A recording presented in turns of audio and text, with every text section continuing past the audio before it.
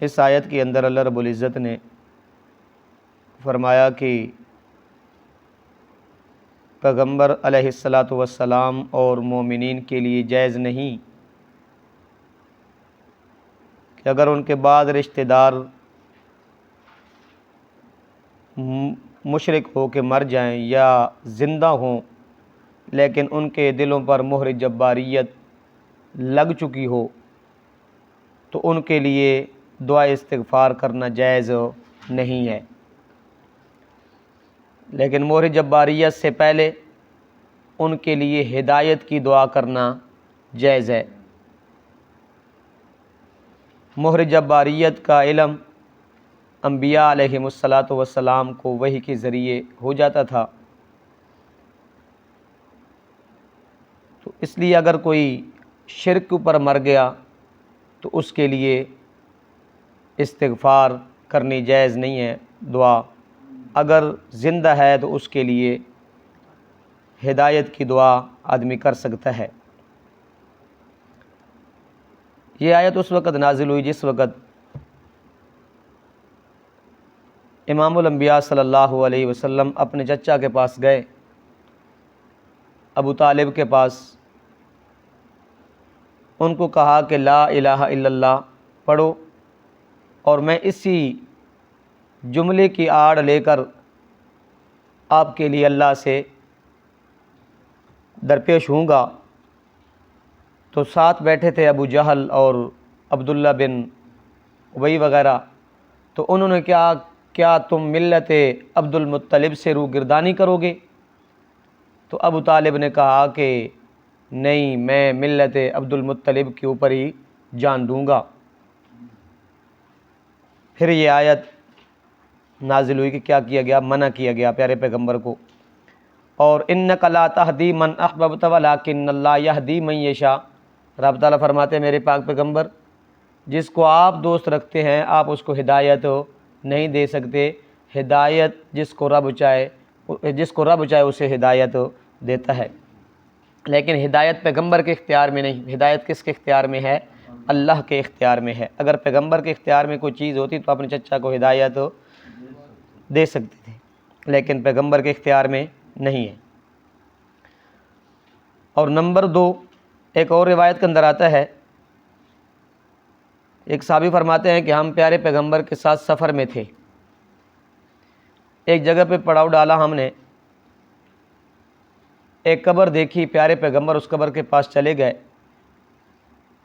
زاروں قطار پیارے پیغمبر نے رونا شروع کر دیا۔ حضرت عمر بن خطاب رضی اللہ تعالیٰ عنہ گئے، کہنے لگے یا رسول اللہ، میرا ماں باپ آپ کے اوپر قربان جائے، آپ کیوں رو رہے ہیں؟ تو آپ صلی اللہ علیہ وسلم نے فرمایا کہ یہ میری والدہ کی قبر ہے، میں نے اللہ سے اس قبر کی زیارت کی اجازت مانگی تو اللہ نے مجھے دے دی، لیکن جب میں نے ان کے لیے مغفرت کی دعا کی اجازت طلب کی تو رب نے مجھے منع کر دیا۔ تو آگ کے خوف کے وجہ سے میرا دل دکھا اور میری آنکھوں سے آنسو آ گئے۔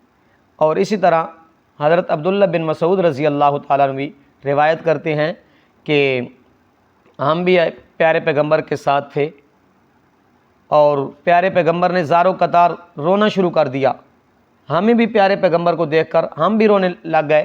پیارے پیغمبر نے ہمیں بلایا کہ تم کیوں رو رہے ہو؟ تو عبداللہ بن مسعود فرماتے ہیں یا رسول اللہ، ہم اس لیے رو رہے ہیں کہ آپ کو دیکھ کر ہم نے بھی رونا شروع کر دیا۔ تو آپ نے فرمایا کہ یہ میری والدہ کی قبر ہے، میں نے رب سے اجازت مانگی زیارت کی، رب نے مجھے زیارت کی اجازت دے دی ہے، لیکن جب میں نے مغفرت کی اجازت مانگی تو رب نے مجھے منع کر دیا۔ اور چچا کو بھی کہا تھا کہ میں آپ کے لیے اللہ سے دعا کرتا رہوں گا جب تک اللہ مجھے منع نہ کر دے، تو اللہ نے یہ اس آیت کے اندر کیا کر دیا؟ منع کر دیا۔ ما کان للنبی والذین آمنوا ان یستغفروا للمشرکین، نبی کے لیے اور مومنوں کے لیے جائز نہیں ہے کہ اگر ان کے بعد رشتہ دار مشرک ہو کے مر جائیں یا وہ زندہ ہوں لیکن ان کے دلوں پر مہر جباریت لگ جائے تو ان کے لیے دعائے مغفرت کرنا جائز نہیں ہے، جبکہ واضح ہو جائے ان کا شرک، انہم اصحاب الجحیم، کیونکہ وہ لوگ کیا ہیں؟ دوزخی ہیں۔ وما کان استغفار ابراہیم لابیہ الا عن موعدۃ وعدہا ایاہ، یہ آیت ایک سوال مقدر کا جواب ہے۔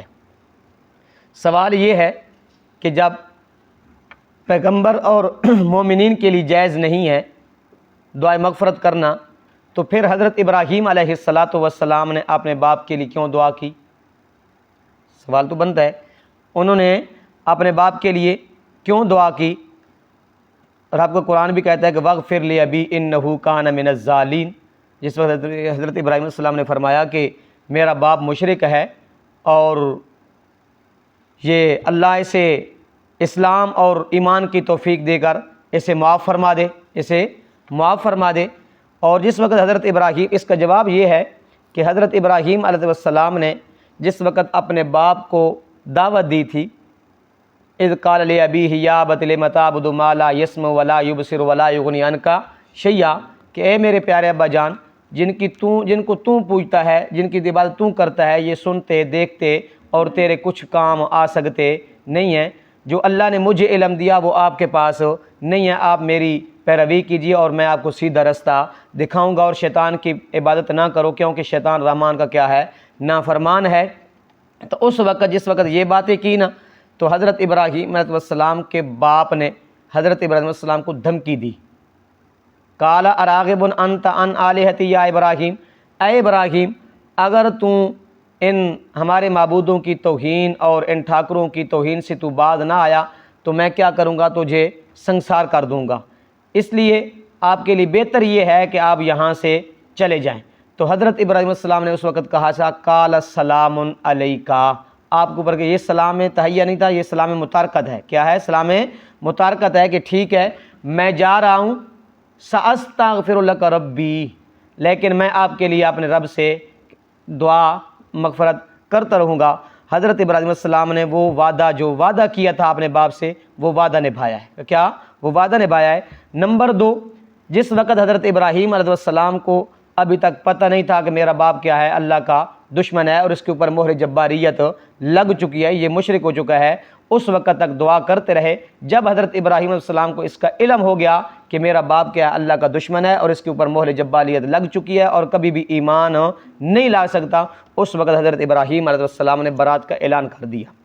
وما کان استغفار ابراہیم، اور نہیں تھا مغفرت مانگنا ابراہیم کا اپنے باپ کے لیے، الا مگر ام موعدۃ وعدہا ایاہ، اس وعدہ کی وجہ سے جو اس نے کیا تھا اس سے، فلما تبین لہ، جب ظاہر ہو گیا اس پر، انہ عدو للہ، کہ وہ دشمن ہے اللہ کا، تبرأ منہ، تو بیزاری کا، برات کا کیا کر دیا؟ اعلان کر دیا۔ ان ابراہیم لأواہ حلیم، بے شک ابراہیم بڑا نرم دل اور بردبار تھا۔ اللہ ہمیں عمل کی توفیق عطا فرمائے۔